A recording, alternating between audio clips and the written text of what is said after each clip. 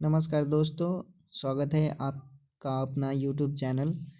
देखिए दोस्तों, फिर से एक बार हम आ चुके हैं प्यून पोस्ट के लिए। ठीक है, ये हमारा सेशन लगातार चलेगा फरवरी तक, चूँकि फरवरी में ही आपका एग्ज़ाम होगा दोस्तों। सिविल कोर्ट का फरवरी में एग्ज़ाम होगा। ठीक है, तो ये सब मैं कंप्लीट करवा दूंगा और मैथ भी अलग से करवाऊंगा। मैथ पर डे करवाने का प्रयास कर रहा हूँ, उसको समझा कर। चूँकि आपको मालूम है कि इसमें स्टैंडर्ड जो लेवल रहेगा आपका एडवांस मैथ रहेगा। एडवांस मैथ रहेगा, स्टैंडर्ड रहेगा। ठीक है, लेवल रहेगा 10th 9th 10th का जो होता है ना, वो लेवल रहेगा, लेकिन एडवांस में रहेगा। तो इसे कीजिएगा, अच्छा से बेनिफिट मिलेगा। चलिए हम लोग करते हैं। ठीक है, ये सब मैंने करवा दिया है दोस्तों। ये राजभवन है, श्री गणेश है, ताप का विलोम, ये सब हम लोग सेशन कर चुके हैं। ठीक है, ये PDF टेलीग्राम पर डाला हुआ है। डिस्क्रिप्शन में लिंक है स्टैंड BPSC का, उसमें आप ज्वाइन कर इस PDF को ले सकते हैं। आप इसे कर लीजिएगा। VVI टॉपिक है, आप अच्छा से कर लेते हैं तो पूरा कंप्लीट हो जाएगा। एक ही PDF है, बार बार मैं इसे अपडेट करता रहता हूं। जैसे आज जो क्वेश्चन होंगे उसको इसमें फिर मैं डाल दूंगा, कल जो क्वेश्चन होगा फिर इसमें अपडेट कर कर कर मैं टेलीग्राम पर रोज़ डाल देता हूं। तो आप इसे ले सकते हैं, वहां से प्राप्त कर सकते हैं। ठीक, जैसे रामचरित हो गया, नीलगाय हो गया, ये सब है दोस्तों, सब मैंने करवा दिया है। इसमें मैथ के भी कुछ इम्पोर्टेंट प्रश्न हैं। देखिए, तो हम लोग आ चुके हैं यहाँ पे। ये हमारा आज का, देखिए मैंने डेट भी डाल दिया है। आज 31 दिसंबर है दोस्तों, और साल का आखिरी दिन है। तो सभी लोग, आज आपका आखिरी दिन है, तो सभी लोगों को 2024 की टाटा बाय बाय। ठीक, और हम लोग फिर कल मिलेंगे 1 साल बाद, 1 जनवरी को। ठीक है, 1 जनवरी को मिलेंगे, वीडियो हम बनाएंगे 1 जनवरी को भी। देखिए, ऐसे कहा जाता है, ऐसे तो माना नहीं जाता है। देखिए, दिनचर्या आपका अगर स्टार्टिंग होता है 1 जनवरी को, आप अच्छा से पढ़ाई कर लेते हैं कल कल तो पूरा बोलता है लोग 365 दिन या 66 दिन भी लगातार आपका अच्छा जाएगा। तो आप पूरा उस साल को अच्छा से कीजिएगा, आपका दिन खराब ना हो। कोई कुछ बोलेगा तो बर्दाश्त भी कर लीजिएगा। ठीक है, तो चलिए हम लोग सेशन शुरू करते हैं। देखिए दोस्तों, प्रश्न है आपका कि यति का अर्थ क्या होता है। यति का अर्थ क्या होता है आपका दिया हुआ है। ठीक, आपको बताना है। इसमें ऑप्शन आपके समक्ष है, तो चलिए आप लोग बताइए क्या होगा इसका राइट आंसर।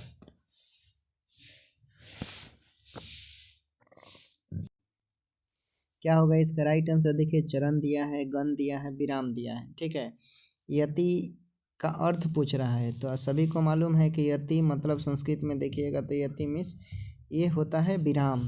ठीक है, और यहाँ पर दिया है आपका चरण, तो चरण मतलब क्या? पैर हो जाता है, कदम हो जाते हैं। ठीक है, ये सब होते हैं, पग जो होता है। और ये जो गण हो गया, तो गण का मतलब क्या होता है? गण का मतलब हो गया दल। ठीक है, क्या हो जाएगा? दल हो जाएगा, समूह हो जाएगा। ठीक, चलिए आगे देखते हैं। चलिए अगला प्रश्न देखते हैं। अगला प्रश्न है कि परीक्षा केंद्र में इनमें से कौन सा समास है? परीक्षा केंद्र है। ठीक है, ये प्रश्न हो गया परीक्षा केंद्र, और इसमें आपसे पूछा गया है कि इनमें से कौन सा समास है। देखिए, ऑप्शन दिया है अपादान तत्पुरुष, अधिकरण तत्पुरुष, संप्रदान तत्पुरुष, और इनमें से कोई नहीं। देखिए, परीक्षा केंद्र आपको पहले मालूम होना चाहिए, ये जो समास है, ठीक, ये मालूम होना चाहिए। सबसे पहले समास आप जान लेंगे। ठीक है, कि समास कितने प्रकार के होते हैं, समास क्या होता है, अपदान तत्पुरुष, अधिकरण तत्पुरुष, संप्रदान तत्पुरुष, इनमें से कोई नहीं। जो ऑप्शन दिया है ये सब आपको मालूम होना चाहिए। देखिए, तो परीक्षा में आपका कौन सा हो जाएगा? ये संप्रदान तत्पुरुष हो जाएगा। ठीक है, ठीक, तो राइट, परीक्षा में आपका संप्रदान तत्पुरुष है, तो राइट आंसर। वैसे याद रखिएगा कि जो समास होते हैं 6 प्रकार के होते हैं। ठीक है, तो राइट आंसर आपका संप्रदान तत्पुरुष। आगे देख लीजिए, आगे आपसे पूछा है कि निर्गुण शब्द में कौन सी संधि है। निर्गुण शब्द में कौन सी संधि है दोस्तों? देखिए, निर्गुण शब्द पूछा है। ठीक है, तो निर्गुण शब्द में आपका कौन, देखिए ऑप्शन दे दिया है, विसर्ग संधि, व्यंजन संधि, स्वर संधि, इनमें से कोई नहीं। तो निर्गुण शब्द में विसर्ग संधि होगा। क्या होगा? विसर्ग संधि। आपको मालूम है कि विसर्ग के साथ स्वर अथवा व्यंजन को जब हम मिलाते हैं और जो विकार उत्पन्न होता है उसी को विसर्ग संधि कहते हैं। तो इसमें देखिए ऊपर, ठीक है, विकार है ना विसर्ग में, तो वही हो गया आपका विसर्ग संधि। ठीक है, अगर इसका आप देख लीजिए संधि विच्छेद भी करेंगे, नि प्लस तो क्या हो जाएगा? गुण, निर्गुण होगा। ठीक है ना, विसर्ग है। ठीक, तो विसर्ग के बाद देखिए याद रखिएगा, विसर्ग के बाद अगर च, ठीक, च या छ हो तो ये किस में बदल जाता है? तलावे श में, दंती स में, ठीक है, ये सब में बदल जाता है च या छ होगा तो। ठीक, जैसे नि प्लस छल हो जाता, निश्चल हो जाएगा। आगे देखिए, आगे आपसे पूछा है दोस्तों कि त्रिभुवन शब्द में कौन सा समास है। ठीक है, समास 6 प्रकार के होते हैं। अभी मैंने बताया कि एगो प्रश्न पूछा था परीक्षा केंद्र, तो परीक्षा केंद्र में क्या हो जाएगा? परीक्षा केंद्र में संप्रदान समास है। ठीक, चलिए देखिए इसमें पूछा है त्रिभुवन ना, तो देखिए त्रिभुवन में आपका क्या हो जाएगा? त्रिभुवन में कौन सा समास होगा? तो त्रिभुवन में द्विगु समास। ठीक है, द्विगु समास होगा। देखिए जिसमें पहला पद जो होगा संख्या का बोध हो, जिसमें त्रि मतलब 3, अब बाद में संज्ञा का बोध करे। देखिए समझिए, वैसा शब्द जिसमें पहला पद जो हो वो संख्या का बोध करेगा और अंतिम पद जो हो संज्ञा के बारे में बताएगा, यानी संज्ञा का बोध होता हो उससे, उसी को हम लोग क्या बोलते हैं? द्विगु समास। तो सी नंबर में आपका दिया हुआ है द्विगु समास। ठीक है, तो त्रिभुवन इस प्रकार आपका क्या हो जाएगा? द्विगु समास। चलिए आगे देखते हैं दोस्तों। आगे आपसे पूछा है कि दांत गिनना मुहावरे का अर्थ क्या होता है? दांत गिनना मुहावरे का अर्थ क्या होता है? ऑप्शन दिया है गहरी दोस्ती, उम्र पता लगाना, चकित करना या बोलने से रोकना। ठीक है, दांत गिनना मुहावरे का अर्थ पूछा है आपसे। तो देखिए दांत गिनना मुहावरे का मतलब क्या होता है कि उम्र का पता लगाना। दांत गिनना मतलब उम्र का पता लगाना। तो देखिए बी नंबर में आपका दिया हुआ है उम्र का पता लगाना। ठीक है, अगर कोई दांत पीस रहा है, यहाँ पर अगर पीसना होता दांत पीसना, तो इसका मतलब होगा, देखते हैं किटकिटाता है लोग, कोई दांत पीसता है लोग, मतलब बहुत गुस्से में है। ठीक, तो अगर दांत से दांत बजा रहा है, ठीक है, किटकिटा रहा है, तो बहुत बड़ा जोर पड़ता है। ठीक, चलिए आगे देखते हैं। आगे आपसे पूछा है कि जो न जाना गया हो उसे क्या बोलते हैं। ऑप्शन दिया है जो न जाना गया उसे क्या बोलते हैं। ऑप्शन है आपका अज्ञात है, ज्ञात है, न जान है, अनजान है।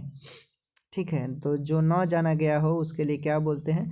तो उसके लिए हम लोग बोलते हैं अज्ञात। भाई जो जिसके बारे में कुछ मालूम ही नहीं है, जो जाना ही नहीं गया है, तो उसी को हम लोग अज्ञात बोलते हैं।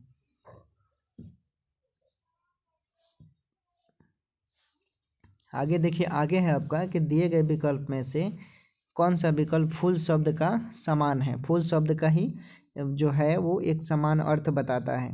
देखिए ऑप्शन है सुमन, पल्लू, पग और धरनी। तो इसमें से कौन सा ऐसा शब्द है जिसका मतलब फूल होता है? तो सुमन मीन्स फूल होता है दोस्तों, किसी लड़की का सुमन। आपने मैंने प्यार किया फिल्म देखा होगा, भाग्यश्री का और सलमान खान का। जा जा कबूतर जा, कबूतर चिट्ठी को पहुंचाता है, उसमें हीरोइन का नाम सुमन होता है और हीरो का नाम प्रेम होता है। ठीक है, ज़बरदस्त लव स्टोरी फिल्म है। चलिए आगे देख लीजिए। आगे है आपसे पूछा है कि हे राम मेरी रक्षा करो, इस वाक्य में कौन सा कारक है। तो सभी लोगों ने रामायण देखा होगा। ठीक है दोस्तों, आपने रामायण देखा होगा, एक वो सीरीज है, उस पर सीरीज भी बनाया गया था, सीरियल भी बनाया गया था रामायण पर। तो हे राम मेरी रक्षा करो में कौन सा कारक है? तो दोस्तों कारक पहचानने के लिए आपको सबसे पहले ये मालूम होना चाहिए कर्ता ने, कर्म को, करण से, ये सब अगर मालूम होगा तो आप आसानी से पकड़ लेंगे। हे राम मेरी रक्षा करो। देखिए हे राम मेरी रक्षा करो, इसमें संबंध को बताता है, संबोधन कारक जो होता है ना, ये बताता है। तो इस तरफ का राइट आंसर डी हो जाएगा, संबंध कारक, यानी मतलब संज्ञा या सर्वनाम के जिस रूप से किसी को संबोधित किया जाता हो। ठीक है, तो राम क्या है? एगो नाम हो गया, ये क्या है, संज्ञा। और किसको बोला जा रहा है कि राम, राम से बोला ही जा रहा है ना कि उसको मान कर कि मेरी रक्षा करो। तो रक्षा करना क्या हो गया, एक सर्वनाम हो गया। जिस रूप में राम किसी रूप में रक्षा करेंगे या कर रहे हैं तो वही हुआ ना सर्वनाम। ठीक है, यानी पुकारा जा रहा है रक्षा के लिए, तो ठीक है। जैसे अरे राम तुझे क्या हो गया, तो यहाँ भी राम क्या हो गया, अरे राम तुझे क्या हो गया, तो ये भी क्या हो जाएगा, संबोधन कारक। ठीक है, तो राइट आंसर डी हो जाएगा। चलिए अगला प्रश्न देखिए दोस्तों, रट्टा नहीं मारना है, एनालिसिस कर कर समझेंगे आपको। आप पूरा जानते हैं ना, आपसे 35 नंबर पूछे जाएंगे प्यून में। और इसका सैलरी सैलरी तो 1 लाख रुपया से भी ऊपर कमाएंगे आप, सिविल कोर्ट में बोल रहे हैं। ठीक है, एसडीएम का सैलरी 56,000 रुपया होता है। ठीक, मिला जुला कर उसको 1 लाख रुपया, आप 1 लाख रुपया से भी ज़्यादा एसडीएम के बराबर कमा सकते हैं। और कोर्ट में जो होता है ना, एक आईएएस और आईपीएस का भी कोई वैल्यू नहीं होता है वहाँ पर कोर्ट के सामने। आप ही का वैल्यू होगा। आईपीएस को केस भी लड़ना होगा ना, तो आप ही के पास पहुँचेगा, आईपीएस भी आईएएस भी। ठीक है, कि हाँ सा थोड़ा दे दीजिए केस नंबर, ये रिकॉर्ड निकाल दीजिए, ये चेक कर दीजिए, समझ लीजिए। तो चलिए, आपसे पूछा है दोस्तों कि महादेवी वर्मा की कृति यामा क्या है। महादेवी वर्मा की कृति यामा क्या है। ऑप्शन है रेखा चित्र संग्रह, काव्य संग्रह, कथा संग्रह और संस्मरण संग्रह। ठीक है, तो महादेवी वर्मा की कृति पूछा है इसमें दोस्तों। तो चलिए हम आपको बताना चाहते हैं कि महादेवी वर्मा की कृति उन्होंने जो लिखा था वो काव्य संग्रह था। क्या था दोस्तों, काव्य संग्रह था, बी नंबर में है। ठीक है, और इनकी कृति जो था यामा, यामा जो था ये काव्य संग्रह था, याद रखिएगा। और महादेवी वर्मा को 1982 में यामा के लिए ही इनको 1982 में दोस्तों ज्ञानपीठ पुरस्कार मिला है, याद रखिएगा।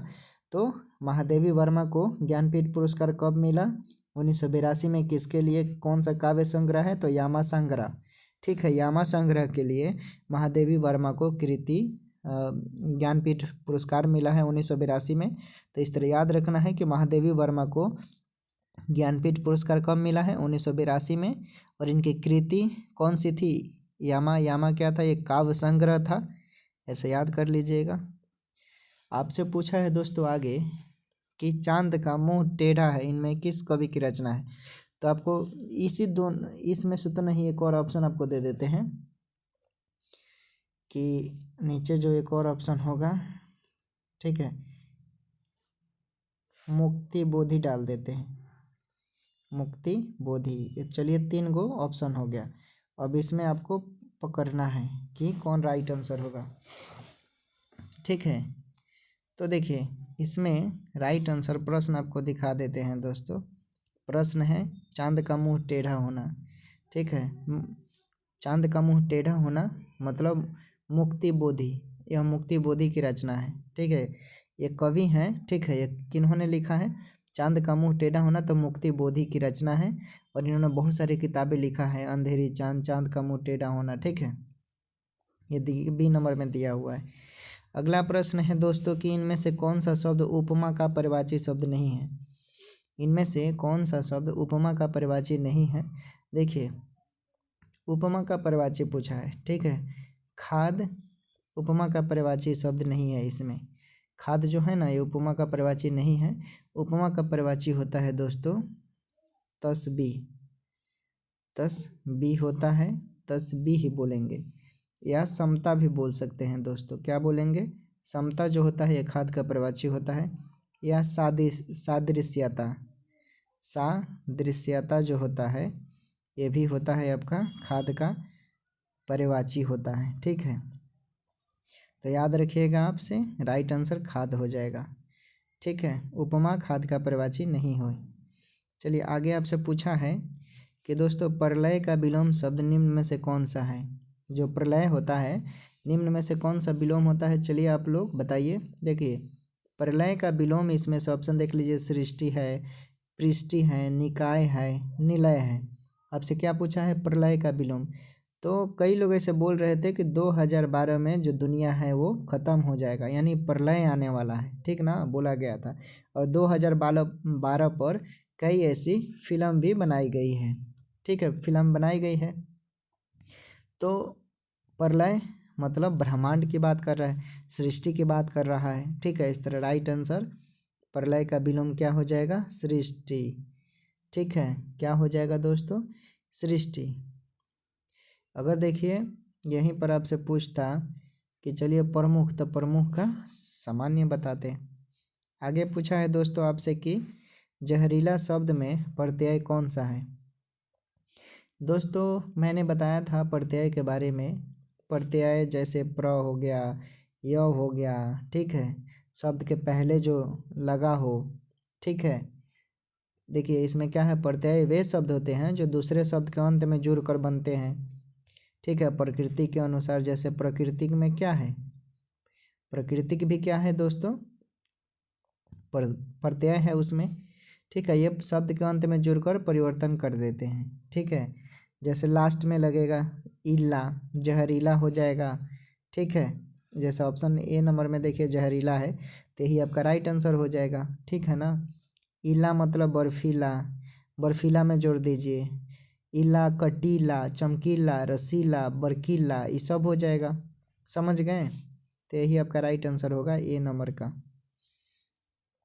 आगे देखिए, आगे आपसे पूछा है संधि विच्छेद। ठीक है, क्या पूछा है, संधि विच्छेद। तो दोस्तों त्रिपुरारी, तो देखिए आपने मनीष कश्यप का नाम सुना है। मनीष कश्यप को कुछ लोग गाली भी देते हैं और कुछ लोग समर्थन भी करते हैं। ठीक है, अब कुछ दिन पहले मनीष कश्यप ने एक वीडियो बनाया था MY समीकरण को लेकर के, मुस्लिम और यादव को लेकर। ठीक है, कि जो BPSC आंदोलन चल रहा है उसमें क्या है कि सब मुस्लिम और यादव है। रोशन आनंद यादव सर, खान सर मुसलमान है, रहमान सर यादव हैं, दिलीप कुमार छात्र नेता यादव हैं, मतलब ये मनीष कश्यप बोल रहे थे। ठीक है, हालांकि देखिए छात्र की बात है तो इसमें जाति धर्म मजहब से, राजनीति से ऊपर उठकर मदद करना चाहिए। जैसे चिराग पासवान ने अपना भी एक स्टेटमेंट दिया कि कुछ लोग जो हैं अपना क्या जातीय चीज़ को लेकर अपना वोट बैंक बनाने का इस्तेमाल कर रहे हैं। और देखिए ये छात्र की बात है, हम सभी की बात है, तो जहाँ छात्र की बात हो और हमारी आबादी है 7.5 करोड़ युवा। हम बिहार में कितने लोग हैं दोस्तों, पूरे देश में अगर देखें तो 7.5 करोड़ हैं लोग। युवा की खाली बात कर रहे हैं, 7.5 करोड़ कम नहीं होता है। युवा चाह देगा तो किसी भी सरकार को हिला कर रख सकता है। ठीक, तो इस तरह त्रिपुरारी मनीष कुमार का नाम है, याद रखिएगा। त्रिपुरारी किसका नाम है, तो मनीष कश्यप का। तो इस तरह इसी का संधि विच्छेद करना है। ठीक है, तो त्रिपुर,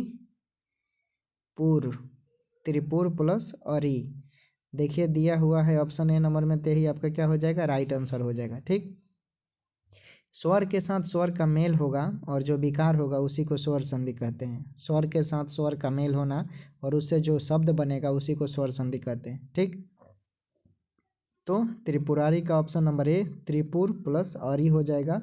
और देखिए स्वर संधि 5 प्रकार के होते हैं। कितने प्रकार के, ये जो स्वर संधि है ये त्रिपुरारी जो है ये स्वर संधि का ही रूप है। ठीक है, और इसमें 5 स्वर संधि के 5 भेद होते हैं, दीर्घ संधि, गुण संधि, वृद्धि संधि और यन संधि तथा ये आदि संधि। ठीक, चलिए आगे देखते हैं दोस्तों। आगे आपसे पूछा है कि जितेंद्रिय का सही संधि विच्छेद कौन सा होगा। जितेंद्रिय का सही संधि विच्छेद कौन सा होगा।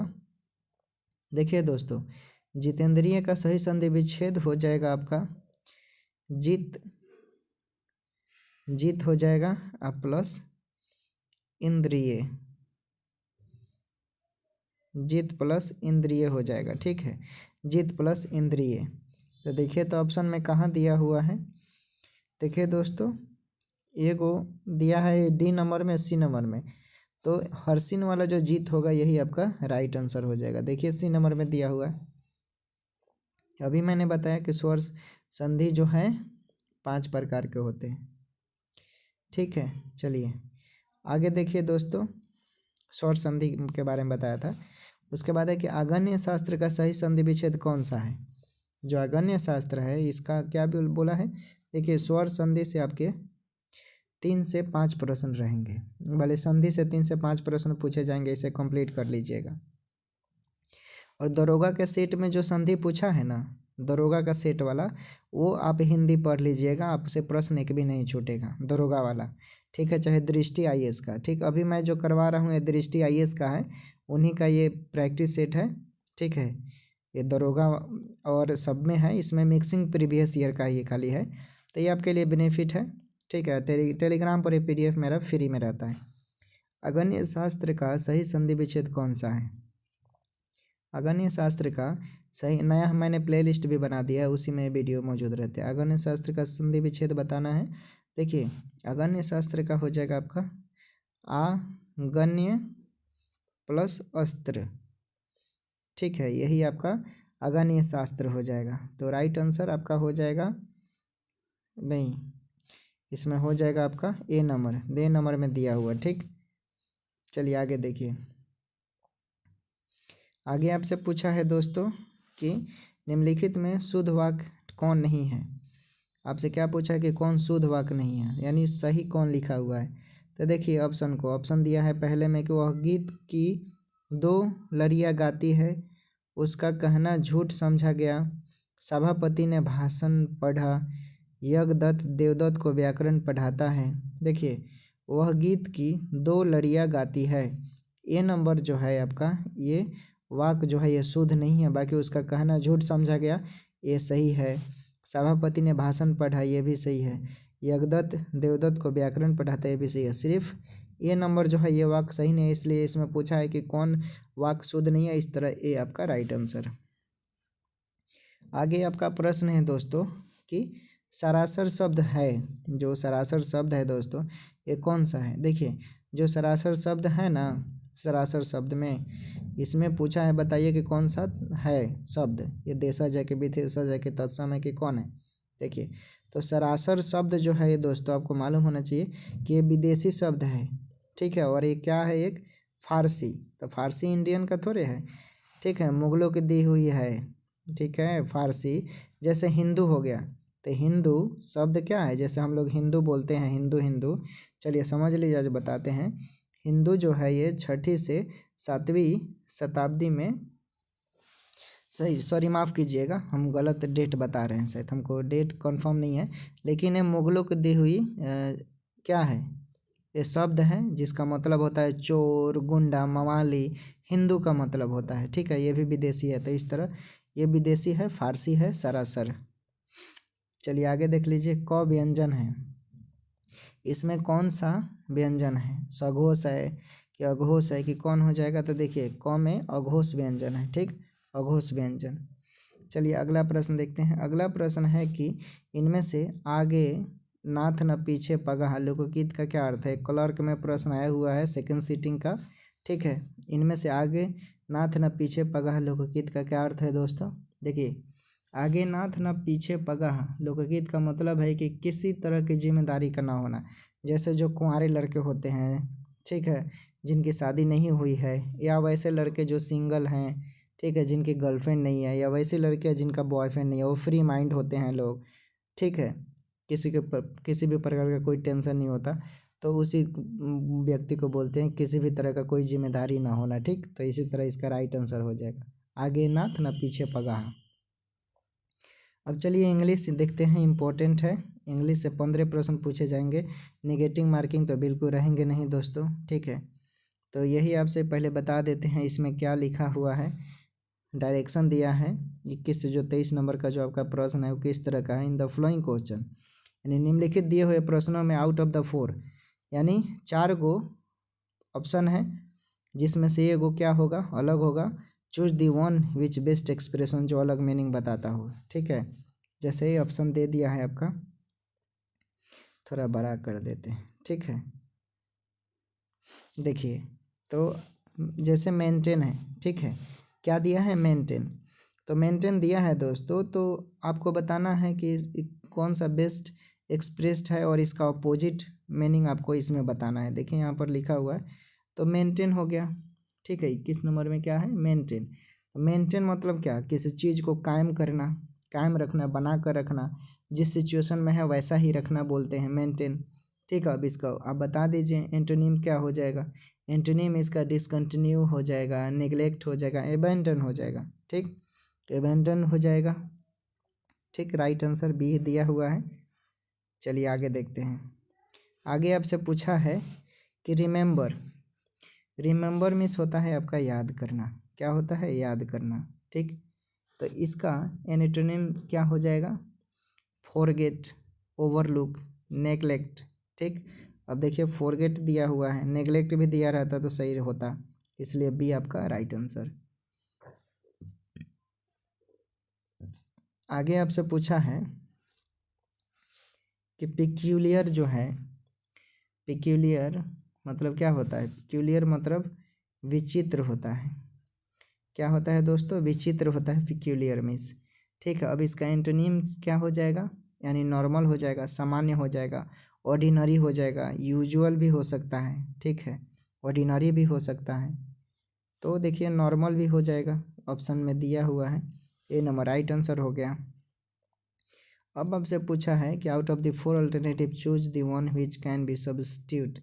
स्थापित पद आपको सेंटेंस में चुनना है। ठीक है, जैसे मुहावरा होता है ना, तो मुहावरे का एक्सप्रेस है। ठीक, अब देखिए दोस्तों पूछा है आपका not allowed to do or be something. Not allowed, not allowed to do or be something मतलब क्या हुआ कि अयोग, इसका मतलब क्या हो गया? अयोग। Not allowed to do or be something यानी किसी कार्य के न करने की अनुमति। आपको जब तक अनुमति नहीं मिलेगा तब तक आपको, जैसे मैंने यूट्यूब का लिंक भेजा अपने Telegram channel stand BPSC YouTube पर, डिस्क्रिप्शन में लिंक है। आप क्लिक कर रहे हो, मैंने बोला कि नहीं 5 बजे शाम को लिंक ओपनिंग होगा, और आप बार बार क्लिक कर रहे हो तो लिंक वीडियो चलेगा नहीं। ठीक है ना, कि मेरा अनुमति नहीं है, मैं अलाउ करूँगा तब ना। तो उसी तरह है not allowed to do or be something यानी इनएलिजिबल, इनएलिजिबल। ठीक है, यानी आप अयोग्य हैं जब तक मैं परमिशन नहीं दूंगा किसी कार्य की करने की। ठीक है, अपने इस प्लेटफॉर्म की बात बोल रहा हूँ। तो इस तरह राइट आंसर हो जाएगा इनएलिजिबल। ठीक, तो सी राइट आंसर। दोस्तों तो आज हम लोग इतना ही क्लास करेंगे। ठीक है, फिर मैथ का हम वीडियो लेकर आते हैं और उसे आप देख लीजिएगा। ठीक है दोस्तों, टेक केयर, बाय बाय, अपना ख्याल रखें। और सभी दोस्तों को 2024 की लास्ट के आखिरी दिन के लिए टाटा बाय बाय। अपना ख्याल रखें और 1 जनवरी को खूब धूमधाम से मनाएं। ठीक है, अपने दोस्तों से कम समय दें। अगर आपकी फ्रेंड है, लड़का हो लड़की, फ्रेंड में कोई भी आ सकता है, मिलें, जाएं, एंजॉय करें। लाइफ में क्या है, एक दिन तो मर ही जाना है।